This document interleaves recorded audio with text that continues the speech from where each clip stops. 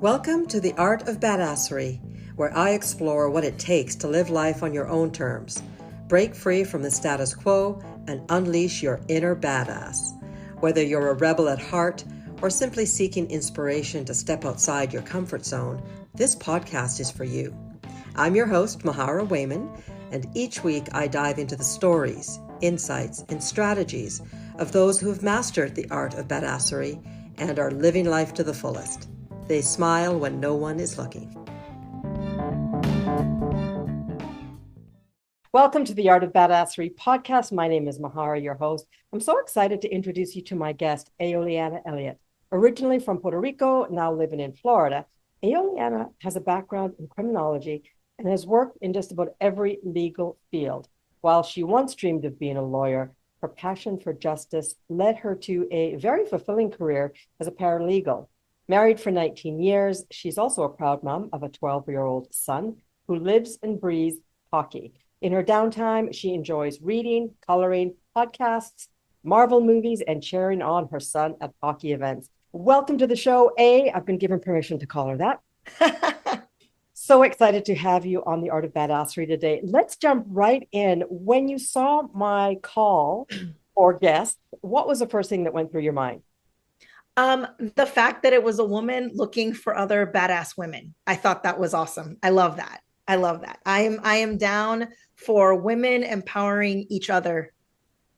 Okay, so good. I'm so glad you answered the call to action. But what was it about your story that made you think, oh yeah, I need to be on her show. I got something to share. Probably the fact that, like you said, I've gone through being a paralegal and I love doing that. But in between 2017 and 2019, I had some health issues, severe health issues, hospitalizations, lost my job as a paralegal during one of those stints, had to jump into something else rather quickly, and ended up just embracing podcasts for not just the entertainment value and not just as a consumer, but as a way to supplement my income. So I started doing editing, producing, and then jumped into doing strategist consultation. And then last year, I jumped into specifically launch strategy as opposed to like management and things like that. And so on top of my paralegal career, which I love, I also do podcast launch strategy for people looking to launch a podcast. Okay, so good. And lots of badass product in there, though. What I'd like to do, though, is go back to way back when you first recognized the need for you to advocate for yourself. Because that was a component of being a badass. So I'm wondering, back when, and it may have been when you were a teenager, it may have been when you were in university, but when did you first realize, you know what? I got to step up for myself? I wish I could tell you that it was way back then, but it wasn't. It was probably within the last 5 years that I realized that I needed to advocate for myself because no one else was going to. Now, that's not coming from a place of I don't have support and, I need to advocate for myself all the time. And I think that's why it took me so long to realize I needed to advocate. Because I have very supportive parents. My family is super supportive. My husband, my son, they're super supportive. I'm surrounded by support, which I know is not the case for a lot of people. But I found myself, especially probably after 2017, 2019, that medical scare was one thing where I realized that if I didn't speak up for myself with those issues, no one was going to speak up for me. And I remember before I went in the hospital in 2017, I was in and out of the ER, driving myself to the ER with like 103 fever and, not feeling well and telling the doctors and the nurses something is wrong and them telling me, oh, nothing, you're fine. And then the day I was admitted into the hospital, I remember, this is the last thing I remember. I went in, I called my husband, my mom drove me. I called my husband. I said, they're checking me out. Take care of, our son was, this was, I don't know, he was like 3 or 4.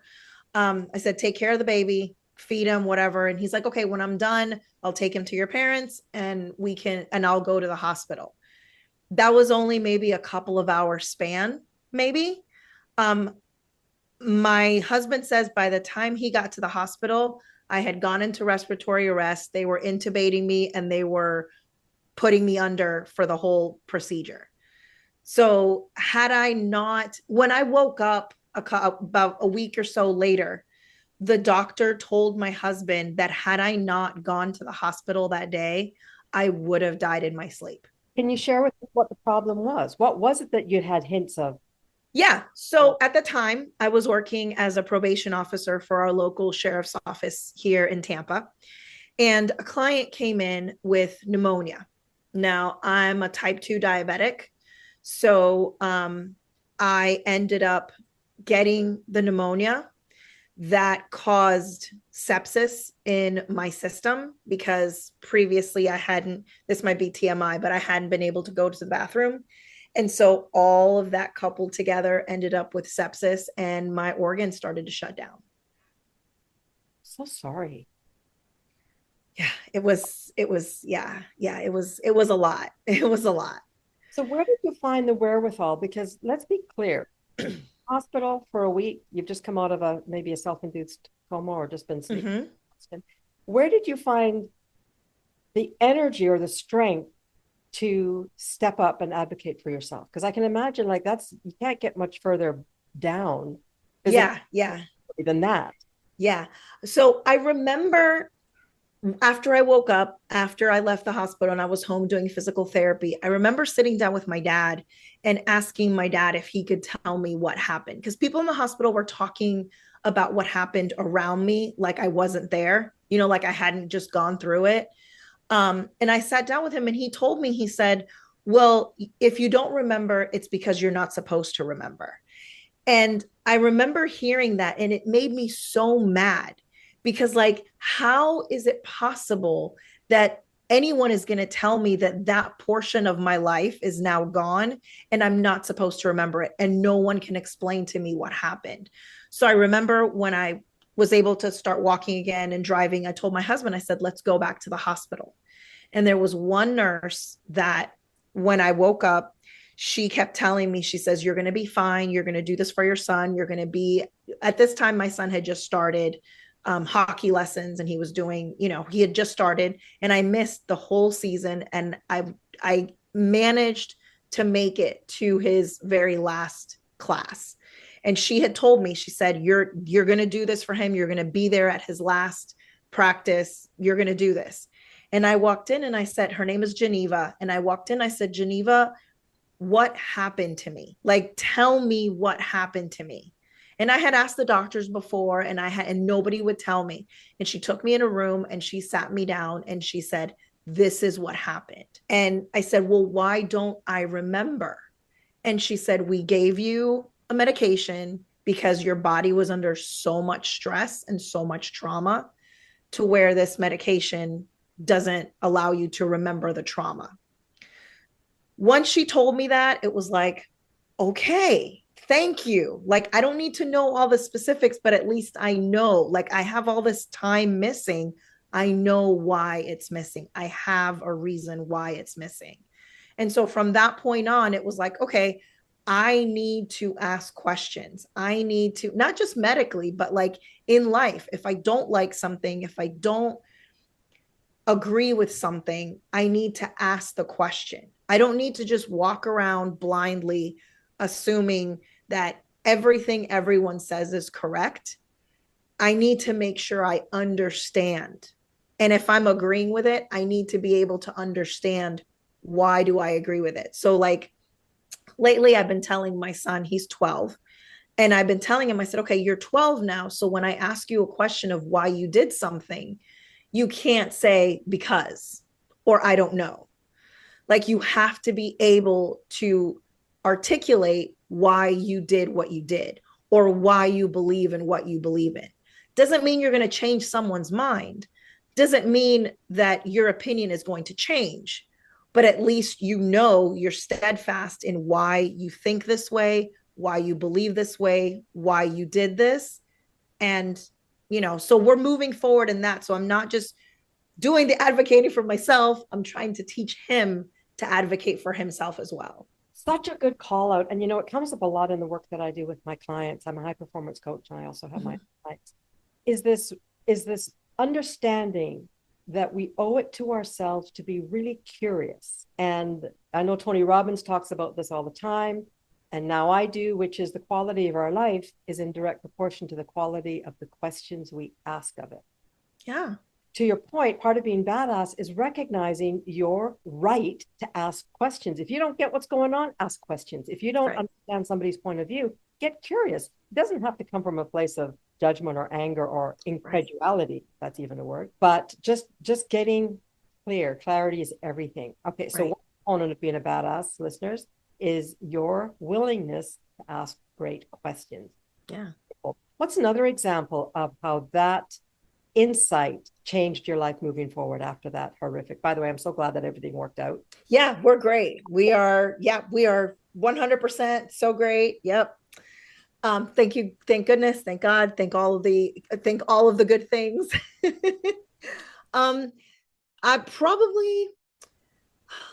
Probably when I decided to jump in and do help people launch their podcasts. So it wasn't something that I ever thought I would do. My husband and I tried a business on the online space before, and it just wasn't a good fit for us. So I never really thought, I didn't know it was a thing. I knew people did podcasts. I'd been enjoying podcasts, since the early days. I love true crime podcasts. But something inside of me said, okay, you need to do more. There's something more that you need to be doing. And, just researching, asking questions, meeting podcasters, seeing why they got into it, meeting people who had thought about doing podcasts and never did because they didn't have the support.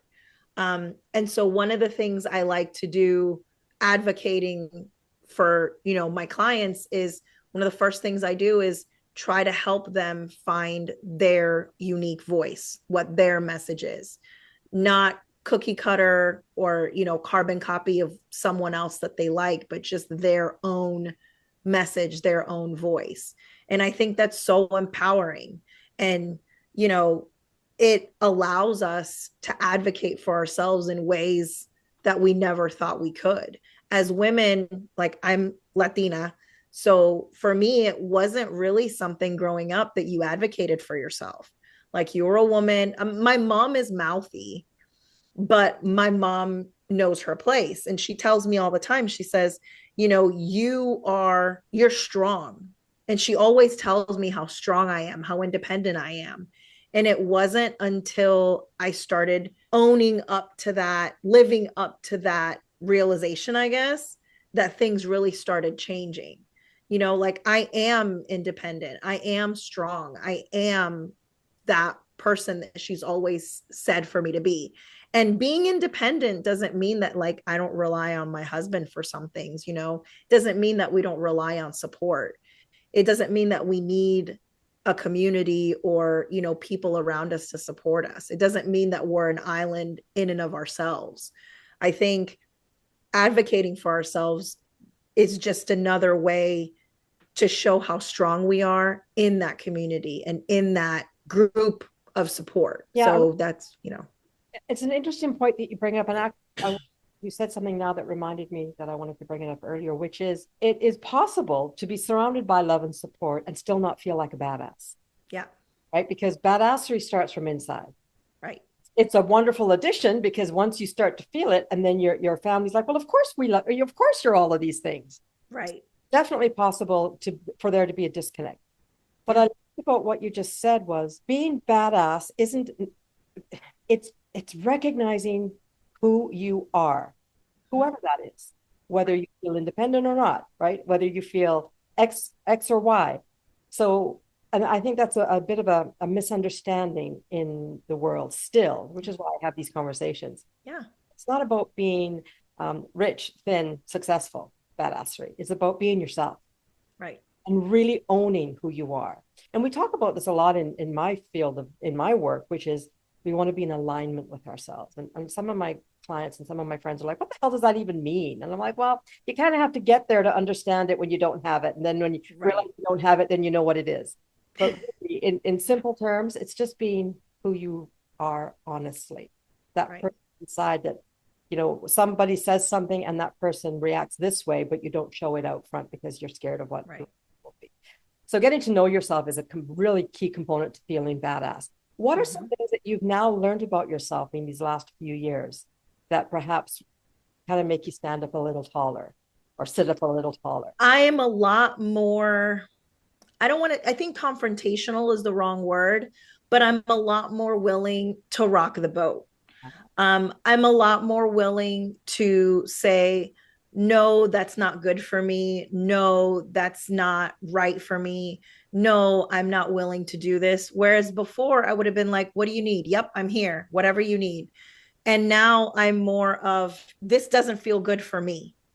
This doesn't work for me. This relationship isn't good for me. And just taking that time, taking those few seconds to realize that what I want and what I need are just as important as anyone else's. Just because someone else, and I'm a person who's of service. I love serving people. That is my passion. That is where I come alive, when I'm serving others. But just because I'm willing to serve others doesn't mean I'm a doormat and I need to have people walk all over me. I can serve and still have those boundaries and still keep those boundaries intact and take care of myself first and also serve other people. So that's one of the things I'm proudest of. I can say no. Saying no can still be incredibly tough. And it goes back to this idea of really knowing yourself. You can't confidently agree or disagree with something unless you know yourself. Absolutely. And that's why they're so tied together. I see all the time, and I even experience it myself, the challenge to set powerful boundaries. I think most of us understand the idea of boundaries is you set a rule, basically, please don't call me after 9:00. But what I've learned is that in order to make the boundary really powerful, you have to include a consequence. Right. It's just like when we raise our kids, right? Don't do this. Don't run across the street. You may get run over by a car, right? Or don't swear at your mother. You may get a timeout. But often as adults, I think we set quasi boundaries and we feel good about ourselves for setting quasi boundaries. But if there's no consequence and the person oversteps that boundary, we can feel floundering like, oh my God, they did it. Like, you're calling me after 9. Okay. And you pick up the phone or you answer it, whatever it happens to be. So just a side note on setting boundaries, folks, if you want them to be really powerful, make sure you include a consequence. And also remember that the boundaries aren't for them. Yeah. The boundaries are for you. So the consequence, it could very well affect them. But the consequences you're creating are the ones, if they do this, what am I going to do? So if your boundary is, I don't take calls after 9 p.m.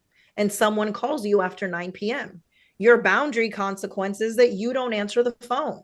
And you answer them the next time your office hours are available. That's not a consequence to them. They broke the boundary, but you're sticking to your consequences. You're not answering the phone. So I think what a lot of people do when they create boundaries is they're expecting the boundaries to be for someone else. And the boundaries aren't for someone else. The boundaries are, what are we going to do if that boundary is broken? Interesting call out, because I actually share with clients I invite them to look at boundaries as being a gift for two people, for yourself. And the reason it's a gift for them is you're making it very clear for you to like them. Guys, if you want respect, if you want me to answer your call, don't call me after 9. Right. I'm telling you exactly what to do to make me like you or respect or answer your call or, whatever the case may be. So yeah, it's interesting that setting boundaries comes up in so many components of my work. And learning to set powerful boundaries really can help you navigate the newness of feeling like a badass. Because for some of us, we didn't grow up as badasses. We've kind of learned the way. To your point, you've only learned it recently. But it can be shocking to all of a sudden wake up and say to your family, I'm sorry, I'm not going to allow you to speak to me like that anymore. Right. Right. There may be a bit of an inching into that new persona. Okay, beautiful. So do you now work fully with podcasters, or do you still have your feet in both careers? I still have my feet in both, but luckily I work from home. So I do my paralegal 9 to 5, well, 8 to 4 from home. And so it allows me the flexibility to, if I need to talk to a client, if I need to look at something that they've sent me, if I'm working on creating something, I can do all of that from one place. I'm not commuting back and forth and, have all of that. So it's definitely given me more freedom to do both of the things that I'm excited about. So I got to ask this from a parent and somebody that works from home. Yeah. Do you find the balance? Because I am still working on that. I get excited and my creativity's through the roof, and I'm like hours on end in front of my laptop, creating Canva posts and recording podcasts and just getting all excited. But then I realized, wow, the whole week has gone by and I haven't done some of my favorite things. Now my children are out of the house, they're older. I'm curious, how do you find that balance? So for me, weekdays are work days so I get up at 5:30 and that's when I do my journaling. I do my scrolling. I do, stuff like that. My work ends at 4. My son's home between 3:30. My work ends at 4, and then the rest of the time is family stuff. So whether that's cooking dinner together, Friday nights are, hockey games. People talk about Friday night lights with football. My Friday night lights are in a hockey rink every Friday. Saturday is hockey, Sunday is hockey. So I try to make Friday, Saturday, and Sunday my family days. I don't schedule anything on Sundays. That's family day. And if I need to, I might schedule something on a Saturday, but very rarely. So what I did with my family and what I tell my clients to do is set up a calendar with your family. Put in first your family activities, whatever they are. If you want to do game night once a month, if you want whatever it is that you want to do for that month, set that up first. Then put all your other activities around that. Because what so many of us do as parents is we try to fit in our families with everything else. And sometimes you're not going to be able to do the things that you want, and you've got to keep it flexible. You've got to roll with the punches. Sometimes your kids are going to need a little bit more help than others. Sometimes you're going to need a little bit more self-care than others. But just once you have that plan in place, then work from there. But always, if you have young children in the house, I try to tell my clients, try to do family time first. Like my husband and I do a date night once a month, where we go out to dinner, we get all fancy, we get all dolled up, and it's like once a month. But that's how I do it. It's definitely not a surefire thing. It's definitely doesn't happen the same way every week. But it's something I strive towards. And I think balance is something that you never actually reach. It's something that you're continuously striving for, because our lives change, day to day, hour by hour, depending on, different things. So that would be my tip. I heard a couple things in there. Number one is get your priorities straight. And I don't negative way, but just be very clear on what's important.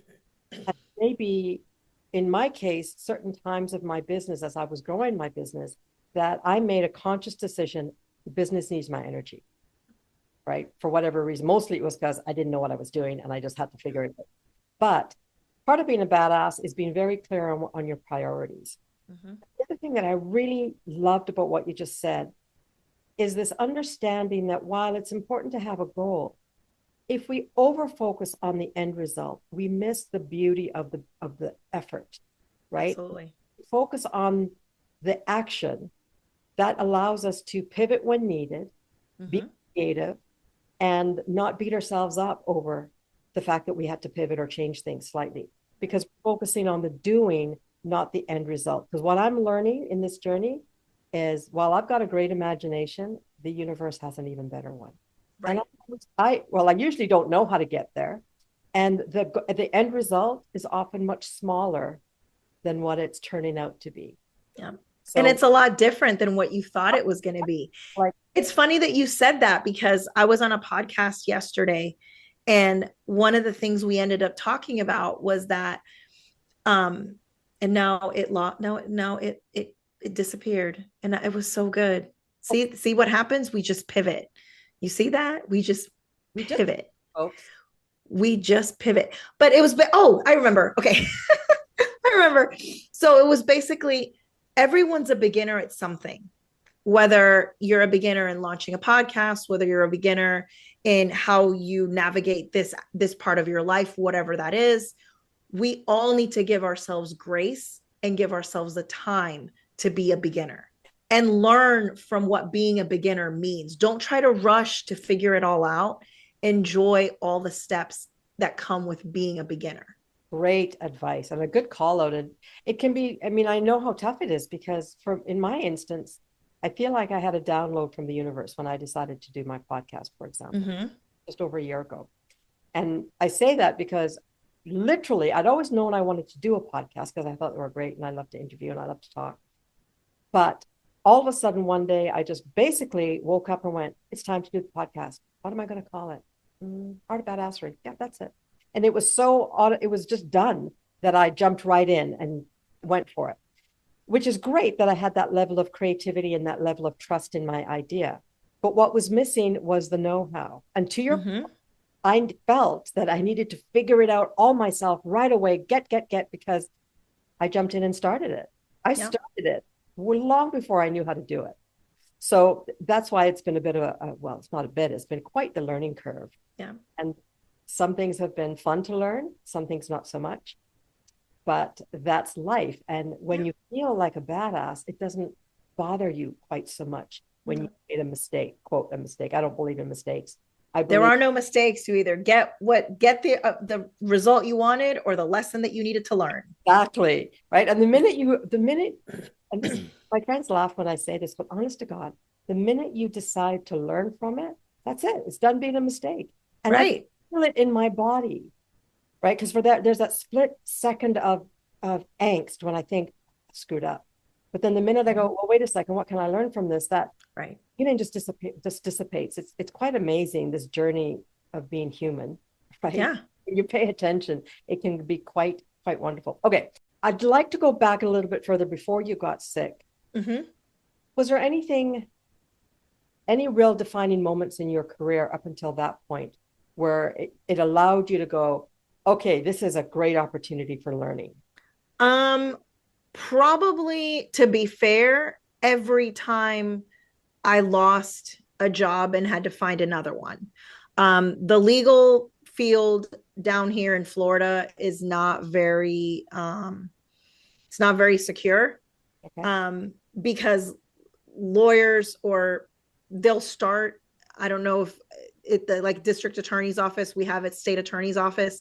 They'll start there, and then they'll go and they'll open up their firm, and then their firm will be open for like 2 or 3 years. And then I had one lawyer that I loved working for. He decided to stop being a lawyer, go build furniture with his dad. And then 5 years later, he decided to be an attorney again.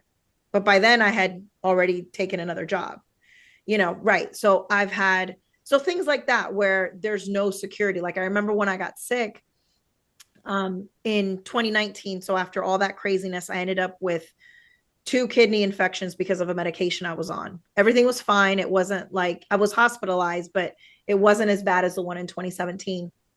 And the law firm I was working for while I was in the hospital fired me. I'm in the hospital.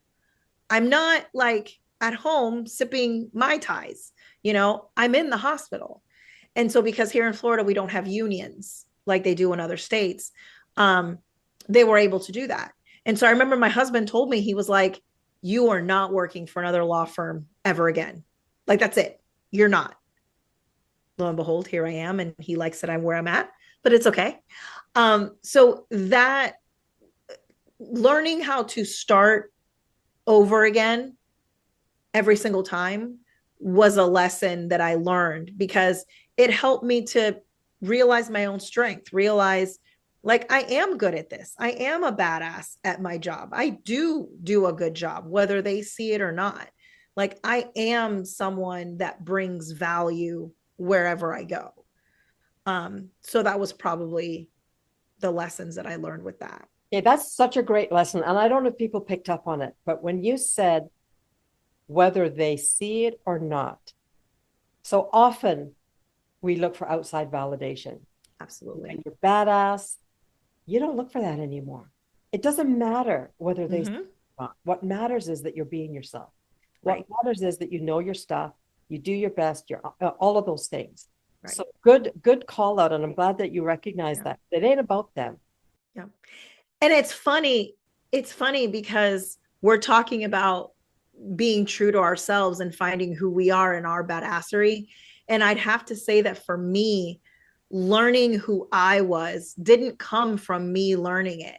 It came from me teaching my son how to be true to himself, how to advocate for himself, how to not let the words, the actions, the things of others dictate who he was.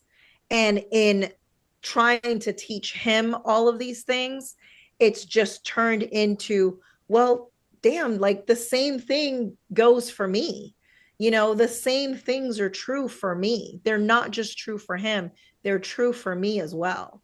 So that, got to jump in here. And I love that that's happened, but what's in the gap between seeing your son act this way and then recognizing there's a better way and then teaching him? What's in that gap? Because I'm going to challenge you a little bit.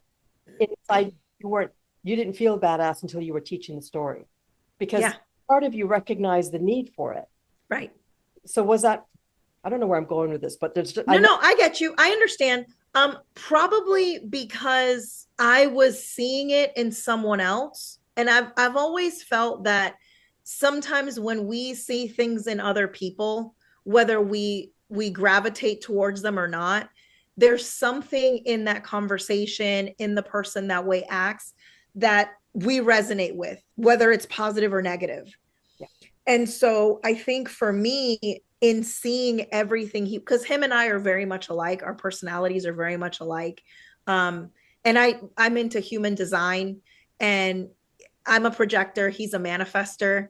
And so seeing all of these things interplay with different things, and like when he's angry, he's, he's very angry, and then it comes down very quickly, and he's very emotional, but in the right ways. He's very empathetic, and all of those things. And so seeing all that, seeing how he was hurt by people's perceptions of him, reminded me of how hard it was for me growing up, living with other people's perceptions of who I needed to be. And so I think in a way, teaching him gave me the space to realize that I can do this for myself too. Like, I'm teaching him how to advocate, and it kind of woke up something in me that said, well, you know what? I can do this for myself.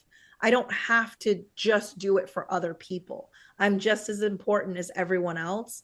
And I deserve to advocate for myself and to speak up for myself, and to not let people's perceptions of me be the deciding factor of how I feel about myself.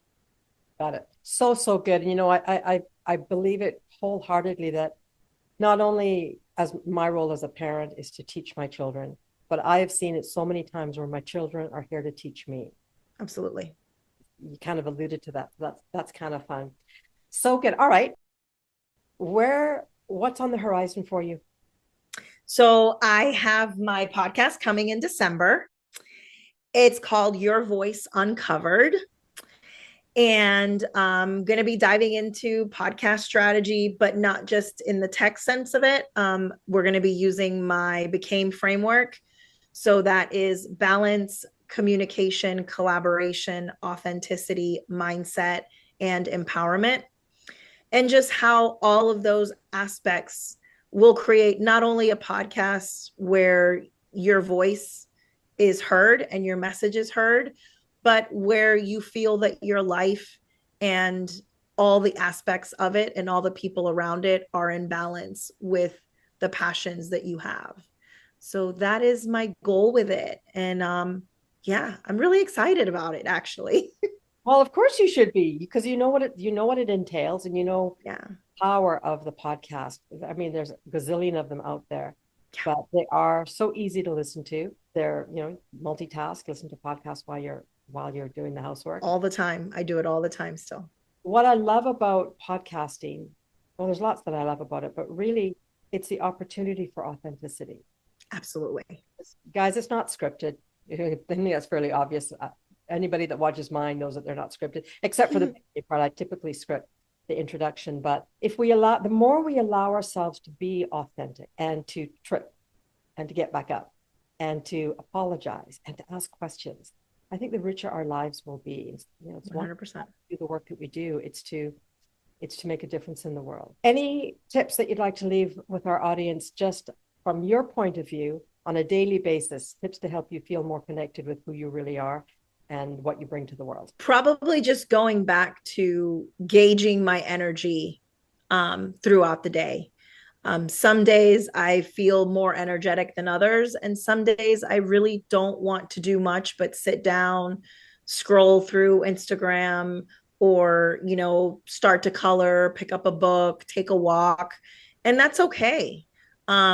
I think so many times we are all high achieving and we're all go, go, go, go, go.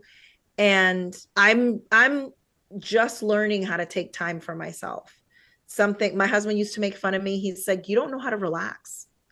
And he was right. I didn't know how to relax. And I'm just learning that relaxing is an action. Just being with myself in the quiet, doing something that I enjoy, that is taking action. That is doing something. I'm doing something for myself. So just take the time, gauge your energy, and act accordingly. Don't try to overdo it. Don't try to stress yourself out and do all of the things.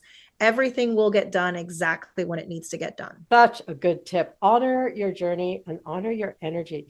Well, people don't often put it that way, but I think that's just a real basic way to look at it is, guys, if you're exhausted, you're exhausted. Right. And truthfully, I think what I'm trying to do these days is I don't want to get to the point of exhaustion. Right. I'm trying to tune into my body and my emotions and my feelings, all the different types of energy we have, mental, physical, emotional, and even spiritual, and really not let myself get to that top level. Just keep it sort of on an even keel. Well, your body will let you know when it needs rest. It will let you know. And usually that means you get sick and you're in bed for, a week, but your body will let you know when you need rest. Yeah. Tuning into the body is a component of being badass, in my opinion, because again, agreed. Of awareness, like, what am I feeling? Right. Is my stomach always clenched? Why is my hip hurting? All of these things. Right. Well, of course, you hit menopause, and then there's no answer other than yeah, we don't have any answer for that. I'm in perimenopause, I think, or premenopause, or whatever they call it. So, that's a whole other ball game. But I want to thank you so much for joining me on today's podcast. Your story is an absolute delight. Very excited for you and for us as we have this new podcast to listen to in the fall. Or you said December? December, yep. All right. Guys, I hope you enjoyed our conversation. Check out show notes so you know how to connect with my guest. My name is Mahara. This has been the Art of Badassery. I'll see you all next week when I talk to another badass lady in my world. Take care. Thanks for tuning in to another badass episode. Your support means the world to me. So if you enjoyed what you heard today, don't forget to like, share, and rate the episode on your favorite podcast platform. Your feedback keeps the badassery flowing. And hey, if you're ready to unleash your inner badass and conquer whatever life throws your way, why not book a complimentary badass breakthrough session? Just click the link in the show notes to schedule your session, and let's kick some serious butt together. Until next time, stay fearless, stay fabulous, and of course, stay badass. This is Mahara signing off.